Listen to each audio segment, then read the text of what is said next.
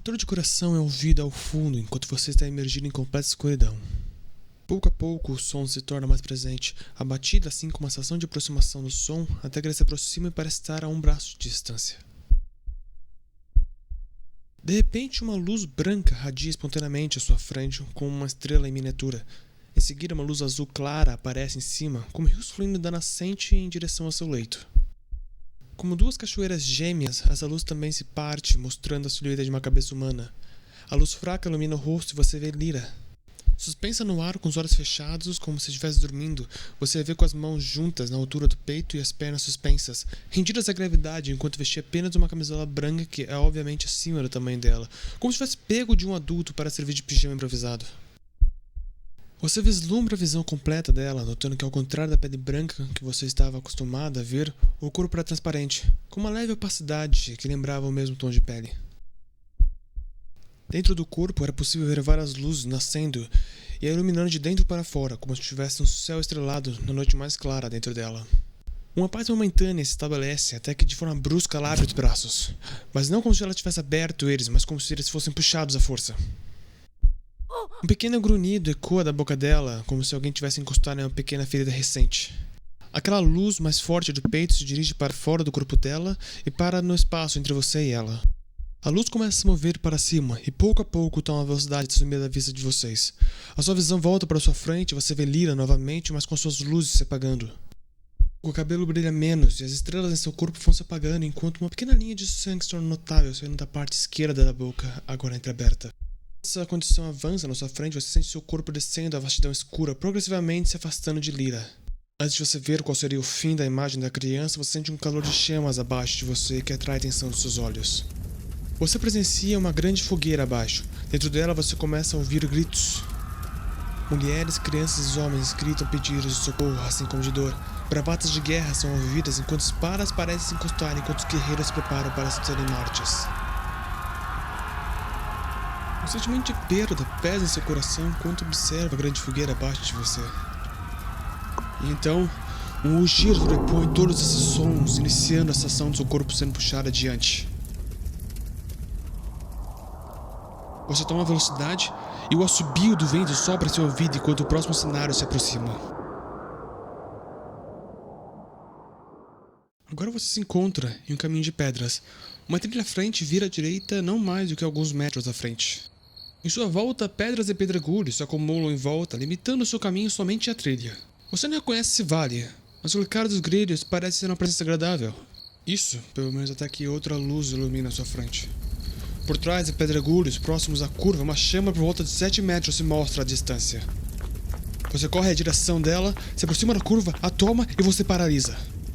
A grande chama estava posicionada no centro de uma grande clareira dentro do cenário com mais do que espaço suficiente para que muitas pessoas pudessem passar por lá. Isso se não fosse pelo combustível da mesma. Ao vislumbrar a cena, seus olhos são imediatamente levados ao centro, onde você vê vários corpos dentro da fogueira, agora já carbonizados demais para serem identificados entre grandes estruturas de madeira, agora quase toda carbonizada. Um brilho independente toma a sua atenção ao atingir o seu rosto, e à esquerda do fogo você vê uma silhueta humanoide masculina, próxima ao fogo. A figura carregava 2 espadas longas negras que pareciam emitir a luz de 2 eclipses lunares por seus contornos. Você estreita sua visão para tentar identificar melhor o que você vê, mas o fogo torna difícil de olhar. Isso até que a figura olha para você. Apesar da distância que dificulta sua visão, você consegue ver com clareza aqueles olhos vermelhos. Olhos direcionados a você e você consegue sentir todo o medo que eles representam, todo o medo que virou raiva, toda a raiva que virou ódio e todo o ódio que virou dor. Seus olhos se cruzam por um momento até você notar uma sombra. Mas não uma sombra colada ao chão e subserviente ao seu objeto de mímica, mas uma que tinha forma própria e que se estendia acima do humanoide a partir das suas costas. Conforme seus olhos subiam, você percebia as proporções garganteais dela. Asas, garras e o abdômen se apresentam primeiro. O que seriam suas pernas traseiras eram afuniladas e coladas às costas do humanoide, como o gênio tem as suas afuniladas a uma lâmpada. E então, os olhos. Grandes olhos verdes já estavam apontados a você quando você os vê. Suas pernas paralisam. Sua mente fica em branco. Você não consegue se mover.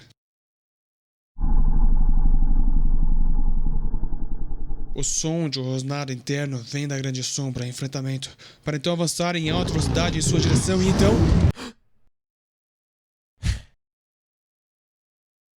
Você acorda com uma puxada de ar que enche seus pulmões como se tivesse levado um susto. Uma lágrima singular escorre de seu olho esquerdo. Mais uma vez o sentimento de perda assola o seu coração. Ao olhar para baixo, você vê o símbolo de Talos perdendo brilho e sente uma queimação no seu peito e vê o seu pelo queimado no local que ficava o amuleto, assim como um pequeno buraco no seu poncho que também fora levemente queimado. Você acalma sua mente e normaliza sua respiração, enquanto observa a sua nova armadura deitada aos seus pés dentro de sua tenda privada, que é mais do que alta e larga o suficiente para que você pudesse ter conforto. Ainda não lhe é agradável de dormir sem armadura, mas às vezes é preciso deixar o corpo ter um descanso decente. Ao se acalmar, você finalmente nota o som do ambiente, a constante movimentação e marcha no acampamento anão. Anos de viagens solitárias no meio da floresta lhe prepararam mal para um descanso nesse ambiente. Esses anões nunca paravam. Não tinham hora para dormir nem para acordar. Sempre havia um contingente significativo patrulhando, trabalhando e carregando coisas no local. Nas suas idas e vindas nos últimos 7 dias, lhe fez aprender muito sobre os anões de Travorsk. E até mesmo criar confiança na palavra de um anão. De fato, eles eram comprometidos. Nunca falhavam em fazer o que diziam que fariam e sempre prezavam pela praticidade e ordem, assim como o entendimento de que, apesar de manterem a palavra, nada, absolutamente nada sobrepunha a lealdade deles para com eles mesmos. A comida grátis à disposição era a parte mais curiosa da cultura deles. Esses anões acreditavam que uma nutrição completa era um direito básico de qualquer anão travorskiano e que, portanto, não deveria ser cobrada. Outra coisa que você notou nas suas idas e vindas entre o acampamento e a cidade em que você desembarcou é que em todas as cidades que você tinha visitado até hoje tinha seus pedintes, mendigos, batedoras de carteira e meretrizes. Não aqui. Talvez nem o conceito dessas profissões milenares conseguiu permear as durezas da cultura anã, ou talvez não esteja exposto nas camadas que lhe eram acessíveis. Em meio a isso tudo, você consegue ouvir os passos de Dain Bulator vindo em direção à sua tenda. Daí tem sido o anão que você tem passado mais tempo aprendendo sobre as táticas de caça gigantes e a organização de tropas guerrilheiras dos anões para infiltração nas montanhas. Quarta geração de soldados de serviço de Travorsk, Dain era mais do que um espírito alegre em meio ao acampamento. Jovem e cheio de esperança, ele espera subir aos altos ranks dentro da armada para servir seus irmãos e irmãs em combate, assim como seus ancestrais, sempre oferecendo ajuda a qualquer um que possa, e que não faça atrasar nada, não tanto tagarela, mas com conteúdo. Apesar de ser difícil de dar atenção a tudo que ele fala e disserta, sempre que você recompõe a paciência, é possível tirar conteúdo de suas palavras. Chega a ser até mesmo surpreendente ver alguém trabalhando para a eliminação dos gigantes dessa região ser tão familiarizado com a raça.